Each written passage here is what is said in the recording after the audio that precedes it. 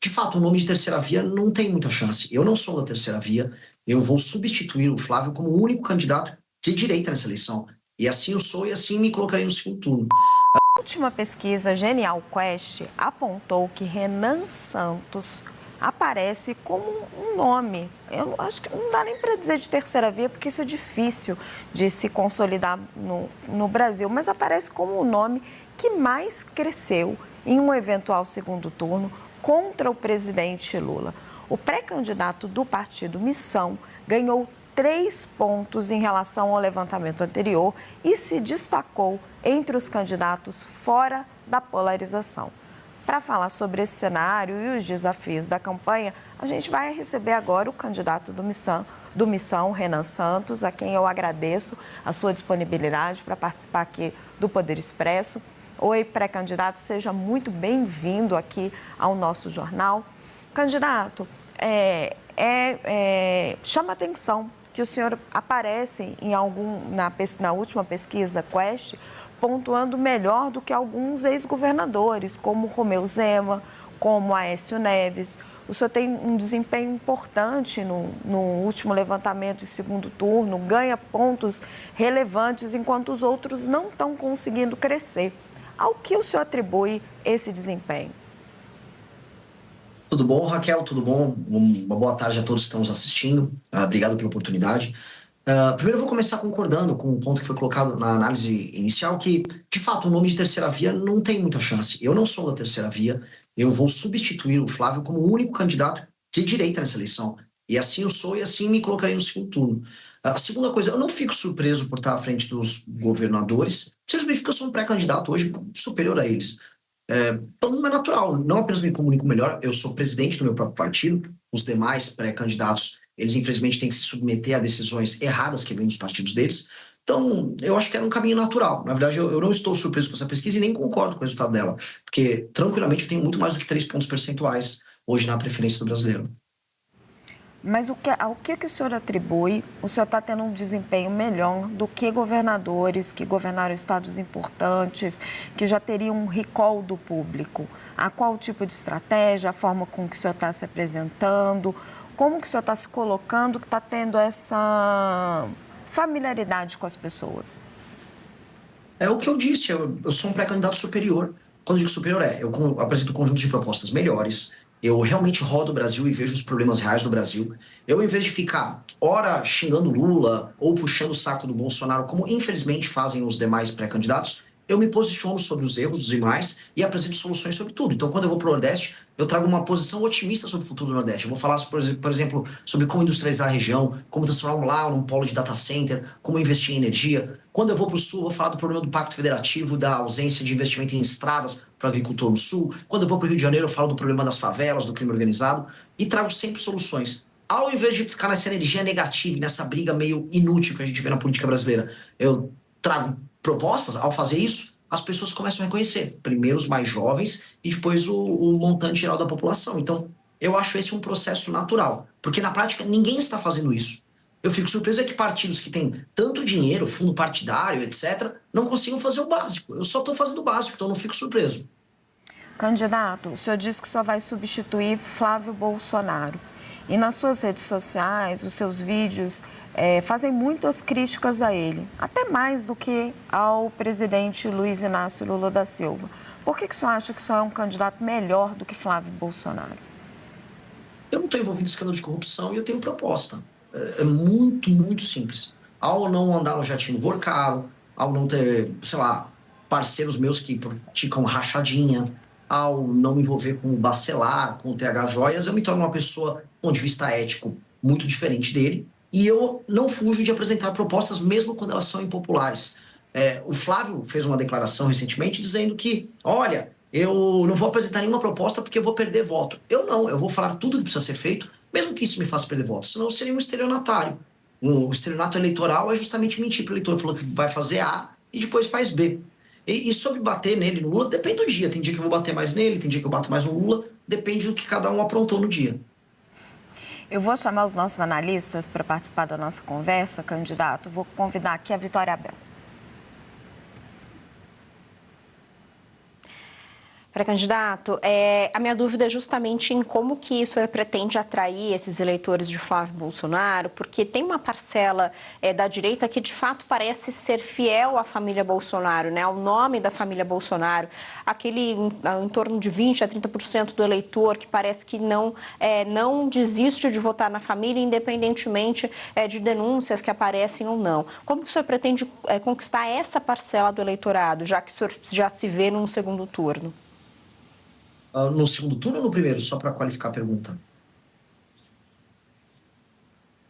Não, porque o senhor Posso? disse que vai substituir Flávio Bolsonaro como candidato da direita, então eu imagino que o senhor se veja no segundo turno. Sim, então no segundo turno, muito simples. Esse eleitor, ele vota contra o PT. Antes de votarem na família Bolsonaro, esse eleitor votava até em candidatos do PSDB no segundo turno, porque o foco era derrotar o petismo, que eles enxergam como inimigo no seu sistema de valores. Eu já derrotei o petismo, por exemplo, durante o impeachment da Dilma Rousseff. E aí basta eu mostrar para essas pessoas que eu sou melhor no enfrentamento ao PT, que eu sou mais vencedor nesse enfrentamento ao PT do que, por exemplo, Flávio Bolsonaro. E aí é uma questão de convencimento deles no segundo turno. No primeiro turno, se essas pessoas que são muito leais à família Bolsonaro quiserem votar no Flávio, elas votam. A questão é que elas sozinhas não são suficientes para colocá-lo no segundo turno. Tanto que o próprio Flávio Bolsonaro mudou a estratégia dele para tentar acenar para outros eleitores e ele não está conseguindo convencê-los. Candidato, queria convidar o Yander Porcela. Eu tenho mais perguntas, mas queria convidar primeiro o Yander Porcela para fazer uma pergunta. Yander. Candidato, boa tarde. Eu queria saber um pouco mais sobre o que o senhor pensa de economia. Caso seja eleito presidente, o senhor defende uma agenda mais liberal? Defende, por exemplo, privatizações, privatização da Petrobras, dos Correios, das estatais em geral? Como que o senhor está fazendo esse programa em relação à economia? Primeira coisa, o Brasil tem um grave problema fiscal. A pessoa que está me ouvindo em casa tem que entender. Hoje os juros estão altíssimos, muito, muito altos. E os impostos estão altos. E se a gente olha a inflação, ela voltou a subir. Isso gera, basicamente, um empobrecimento geral da população. Isso dá porque o governo está gastando mal, está gastando demais, e a tendência é que as contas públicas estourem. Portanto, eu vou ter que fazer o que todo brasileiro está fazendo em casa agora. Eu vou ter que cortar despesa. E eu vou cortar despesas, começando pelos privilégios, começando pela elite brasileira, especialmente empresários que pegam renúncia fiscal, mexendo com gente do judiciário, e depois indo para gastos estúpidos que acontecem nas áreas previdenciárias, por exemplo, privilégio na área da Previdência, e correções para fazer com que o Brasil, na parte de gastos e políticas sociais, funcione como os países sérios. Aí eu economizo, e economizando os juros cai, o Brasil pode, daqui 2 anos, começar a cortar impostos, diminuir as alíquotas de impostos, e também a inflação diminui. Isso tem um efeito muito positivo na economia. Segunda coisa, privatizações. Depende da empresa pública.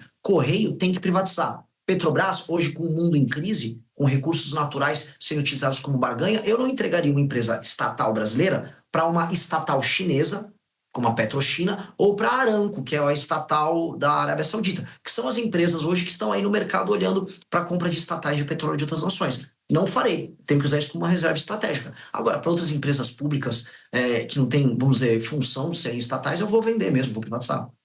A Petrobras seria a única empresa, então, que o senhor não privatizaria? Não, a Embrapa, por exemplo, eu não privatizaria. Candidato, o senhor já disse que é um admirador de Javier Milei. Por quê? Porque o Javier Milei, ele foi muito sincero no processo eleitoral argentino em falar que eles precisariam fazer reformas muito duras e que as supostas políticas sociais que encheram o Estado argentino de gastos não funcionavam e que quebraram a Argentina. E ao falar isso, ao invés de ficar contratando um marqueteiro para enganar o eleitor com palavra bonitinha, ele cativou os eleitores para uma causa. Portanto, ele, enquanto presidente, está representando uma causa, que ele chama de enfrentamento à casta dos políticos e aos gastos exagerados. E ele começou a apresentar os seus primeiros resultados, como queda de inflação, redução do déficit na Argentina, que é absurdo, e começar a apontar, né, a boas expectativas em termos de crescimento econômico lá. Então eu admiro esse tipo de coragem que ele teve. Acho uma coragem realmente admirável e eu gostaria que os pré-candidatos no Brasil adotassem essa postura de falar a verdade, doa quem doer. O senhor tem ideias econômicas muito consistentes, candidato, mas, por exemplo, o seu projeto de desfavelização, como que o senhor financiaria ele? Duas maneiras. A partir do momento que a gente reduz as despesas do governo, o governo pode montar um programa de investimento em infraestrutura que inclua esse processo de desfavelização. O segundo é um modelo de leilão reverso. igual já existem outros setores da economia brasileira, chamando a iniciativa privada para participar disso. E como? Selecionando as áreas que participariam do Programa Nacional de Estabilização, primeiro, retirando de lá o crime organizado, e ali você montar verticalização, onde é necessário verticalizar, recuperação das habitações pré-existentes, se tem como recuperar, criação de áreas comuns, como praças e áreas comerciais, e treinamento, inclusive, para as pessoas trabalharem nessas áreas comerciais próximas, tudo financiado em parceria com a iniciativa privada, de modo a criar bairros funcionais. Com base nisso, e aumentando a capacidade de investimento do Estado brasileiro, a gente consegue mudar essa principal chaga do Brasil. Todo mundo sabe que viver em favela é muito ruim para as pessoas que moram lá. E só, sei lá, artista e intelectual acha bonito. Então, nós vamos enfrentar esse problema e, do ponto de vista econômico, isso vai se tornar uma solução e não um problema. Eu não estou falando em torrar dinheiro num programa que para muita gente é inútil porque tem gente que acha bonito favela. Eu estou falando em algo que vai integrar as pessoas e aumentar a produtividade daquelas pessoas das favelas, porque ao serem tratadas com dignidade, terem um bairro bom para morar, elas vão trabalhar melhor, produzir mais, estudar, porque no fundo elas estão sendo respeitadas como cidadãos. Vitória. Essa última parte, pré-candidato, que o senhor falou de retirar, por exemplo, o crime das favelas, a gente sabe que é um problema bastante difícil de se resolver. Muitos diferentes governos, tanto nacional quanto governos estaduais, não conseguiram fazer isso.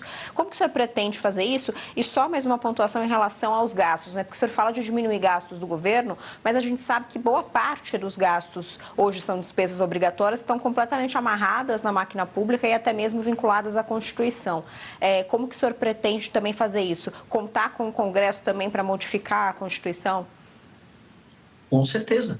E começa por aí mesmo. Inclusive, para eu já citar um exemplo do Milei na Argentina, para não parecer que eu estou enrolando alguém com isso, nós já protocolamos a PEC, que é uma PEC de ajuste fiscal, protocolada pelo deputado Kim Kataguiri, está no Congresso Nacional na fase de coleta de assinaturas, e lá nós temos todas essas alterações na Constituição para acabar com certas vinculações e indexações que fazem com que o orçamento estoure. E eu tenho como obrigação convencer o Congresso Nacional a votar isso ainda este ano. Ou seja, venci a eleição em outubro, e em novembro e dezembro eu tenho que trabalhar com o Congresso para fazer essa transição. Sobre o processo de desfavelização e enfrentamento ao crime organizado, veja, nunca de fato o governo brasileiro tentou. Desde a redemocratização, desde 88, não há um trabalho coordenado para destruir o crime organizado no Brasil. A gente teve alguns trabalhos dos governadores. Houve o projeto, por exemplo, das UPPs no Rio de Janeiro. Mas as UPPs, do que adiantava você fazer por exemplo, a ocupação militar da favela, se a continuidade do crime se dava através das legislações brasileiras, tanto de processo penal, leis de execução penal e de código penal, que são frouxas e brandas no combate ao crime. As penas brasileiras são baixas em geral. Também não há um estatuto, né, do ponto de vista jurídico, especial para o membro da facção criminosa.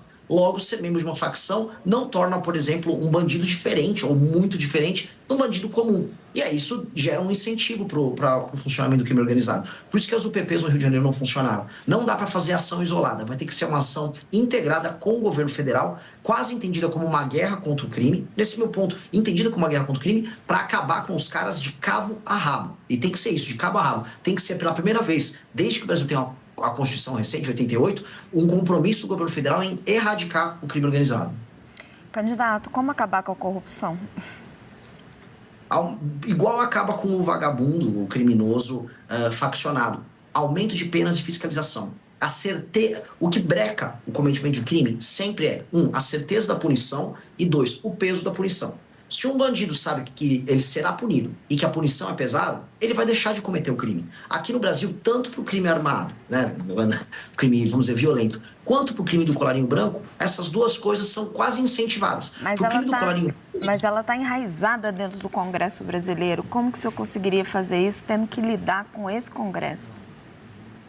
Passo a passo e com apoio popular, e entendendo que nem todo o Congresso é composto de vagabundos. Por mais que hoje, e assistindo, vamos dizer, as pautas bombas que passam, a gente perca completamente a fé no Congresso Nacional. Eu entendo que, vencendo a eleição, eu estabelecerei, no processo eleitoral, o espírito do tempo no momento das eleições. Ou seja, o Congresso Nacional, em alguma medida, será influenciado pela agenda que o presidente da República levou à frente. Foi assim quando o Bolsonaro, por exemplo, venceu em 18, havia um espírito do tempo ao redor dele. Isso vai ajudar a pautar algumas pautas que são prioritárias. Dentre elas, por exemplo, o retorno à prisão na segunda instância, a separação do foro privilegiado do STF. A gente sabe muito bem que esses mesmos políticos corruptos se utilizam de escritórios amigáveis a certos ministros do STF e também do STJ e também de relações próximas para nunca serem punidos. a PGR virou uma engavetadora também, né, ao longo dos últimos anos. Então, nós temos claramente um modelo de impunidade envolvendo a política brasileira. Só que isso passa a política brasileira. Isso envolve parte do empresariado, que eu vou chamar de corrupto também. Isso envolve todos os tipos de crimes de colarinho branco, que quase hoje não tem punição. Há uma certeza de impunidade para eles. Yander? Pré-candidato, o senhor tem falado um pouco sobre o problema do crime organizado, que está muito em evidência. Agora, eu queria saber como que o senhor pensa que seria mais eficaz esse combate ao crime organizado, se o senhor concorda com essa classificação dos Estados Unidos em relação ao PCC e o Comando Vermelho como organizações terroristas. E também o senhor tem falado um pouco sobre como resolver o problema do Rio de Janeiro, especificamente. Eu queria que o senhor comentasse um pouco sobre esses pontos. O enfrentamento ao crime organizado no Brasil, ele sempre foi feito de maneira fracionada. Nunca houve uma estratégia de enfrentamento. Pro espectador que está nos assistindo, existem 2 modelos de facção criminosa no Brasil. Um modelo eu chamo de modelo horizontal. Por que horizontal? Porque você olha no mapa e eles estão lá. É a ocupação territorial que, por exemplo, o Comando Vermelho faz, o bonde dos malucos, são os nomes horrorosos, faz em certas regiões na Bahia. E você tem uma versão diferente que é a do PCC, que eu chamo de ocupação vertical. E por que vertical? Não é porque eles estão num prédio, é porque eles estão ocupando as instituições. Eles ocupam parte do Ministério Público, eles têm infiltração inclusive na imprensa, em empresas, distribuidoras, e aí eles infiltram as pessoas deles ali e aí eles conseguem fazer grandes negócios. Por exemplo, para enfrentar o Comando Vermelho, a gente tem que retirar eles das áreas que eles ocupam. No Ceará, eles tomam cidades inteiras, no Rio de Janeiro, cidades e determinados bairros, especialmente as favelas. Aqui em São Paulo, o PCC, por exemplo, pega a Baixada Santista. Já o PCC, o modelo dele, por exemplo, é baseado muito na exportação da droga para países europeus. E esse dinheiro que eles obtêm com a exportação da droga, eles lavam em outras atividades. Então, eles lavam de combustível até shows de funk, como aconteceu agora com o MC Rian. Nós temos que brecar a entrada da droga pela fronteira. A gente sabe que entra boa parte pela fronteira do Mato Grosso do Sul, uma parte vem, por exemplo, pela Amazônia. A rota caipira que leva essa droga até o Porto de Santos tem que ser brecada e o Porto de Santos tem que ser retomado, que lá boa parte do PCC acontece, boa parte do patrulhamento do PCC acontece. Então, onde eu queria chegar? São estratégias diferentes em que o governo federal, junto com a Polícia Federal, junto com as polícias estaduais, vai adotar estratégias diferentes para modelos de crime organizado diferente. Sobre os Estados Unidos, para ser claro, a classificação ajuda a gente a ver como é grave o tema. Mas não será os Estados Unidos a resolver isso. Eu vi, à época, a turma do Bolsonaro comemorando, é isso aí, vencemos. Não vencemos nada. O Trump não vai fazer nada aqui no Brasil. Quem terá que fazer será o presidente da República do Brasil. E os governadores que terão que se aliar nesse projeto. Então, eu acho um pouco indiferente, ainda que eu concorde em qualificar como entidades anômalas, como terroristas, as facções brasileiras. Candidato, eu queria falar de governabilidade. O presidente Lula está no seu 3º mandato, então as pessoas podem gostar ou não gostar dele, ele tem uma experiência enorme e está tendo uma dificuldade imensa para governar, porque tem um presidente do Senado com o qual ele está em conflito. Como é que o senhor, com um partido pequeno, iria governar o Brasil? O presidente Lula, quando a gente olha em perspectiva, ele tem uma fama, ele era um grande articulador, porque ele nunca executou. Ele sempre tentou comprar o Congresso. O Lula tentou comprar o Congresso no mensalão, depois com o Petrolão. E a diferença que ele está tendo agora, nesse mandato em que ele tem mais dificuldade, é simplesmente porque agora as emendas ficam à disposição dos parlamentares por conta do orçamento secreto. E aí ele não tem esses instrumentos. Ou seja, ele nunca foi um líder político bom o suficiente para cativar, através do seu projeto, os partidos a se juntarem ao seu governo. Hoje, naturalmente, é uma dificuldade muito grande por conta do orçamento secreto. E eu acho que ele tem que acabar. E nesse ponto, eu converso e dialogo com o STF, inclusive com o Flávio Dino, que é do campo político oposto ao meu, mas que hoje é ministro supremo, porque o Flávio Dino está lá, nesse instante, tentando mexer nos golpes e crimes tocados por parlamentares no orçamento secreto. Então, acho que o STF tem que disciplinar, junto com o governo federal, essa questão, para parar de existir essa chancela ao centrão de usar o orçamento brasileiro como ele quiser, e aí ficar apenas botando uma faca no pescoço do presidente, não importa se de direita, de esquerda, de centro. Essa é a primeira coisa, nós temos que disciplinar essa questão do orçamento. Segundo, eu vou fazer composição. O que eu não vou fazer é toma lá da cá. E eu vou compartilhar o lucro político das vitórias nossas. Ou seja, se os governadores participarem e com as bancadas estaduais participarem da minha vitória na desfavelização e no combate ao crime, eu entrego a vitória política de mostrar essa conquista para todo mundo. Não tenho problema nenhum. O que eu não vou entregar é vitória econômica, vitória financeira, entregar ministério de porteira fechada para as outras pessoas fazerem negócios, como acontece com uma tradição em Brasília. Entendam, você mesmo citou, se eu fui eleito de um partido que foi criado há 6, 7 meses atrás e venci as eleições, significa que o que eu digo é tão importante que o brasileiro falou, coloquem ele lá para mudar essa relação. E eu vou chegar lá para estabelecer uma nova relação. E eles vão ter que se ajustar a essa nova relação. Até porque o Brasil está quebrando. Até porque o modelo de roubalheira com emendas, que boa parte desse Congresso faz, e a gente sabe que essa é a base daquilo que a gente chama de política lá em Brasília, ele já ficou impossível, inviável. O Brasil está indo para uma crise fiscal que em 2007, 2028, ele quebra.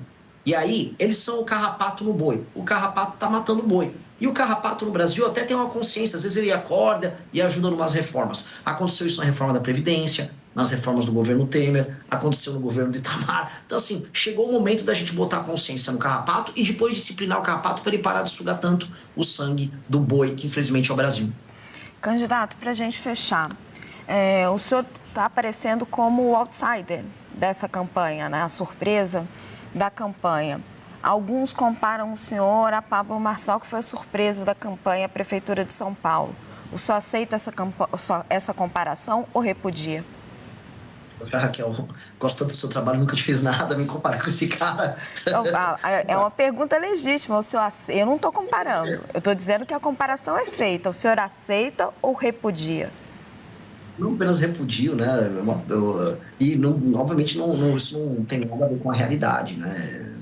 O Pablo Marçal, ele era um aventureiro numa eleição, falando absurdos, sem proposta concreta nenhuma. Eu estou há 12 anos na política, sem nenhuma mácula ao meu respeito, liderei manifestações grandes, fundei e sou hoje o presidente de um partido político, e por mais que eu esteja de fora, e realmente de fora do jogo político, eu criei um partido para que a gente entre nesse jogo, reforme ele por dentro, e que dure nos próximos 10, 20, 30 anos como uma força que vai mudar o destino do Brasil. Meu foco aqui não é vender um curso online, como o Pablo Marçal fez, após participar de uma eleição, porque ele apareceu na TV. Meu foco é que daqui a 30 anos o Brasil seja uma das 5 maiores nações do mundo, e minha ambição pessoal não é ficar rico como ele, é que as pessoas um dia vejam meu nome nos livros de história e falam, esse cara é especial, esse cara mudou o país. Se eu conseguir isso, eu estou super feliz. Bem melhor do que vender curso como ele faz.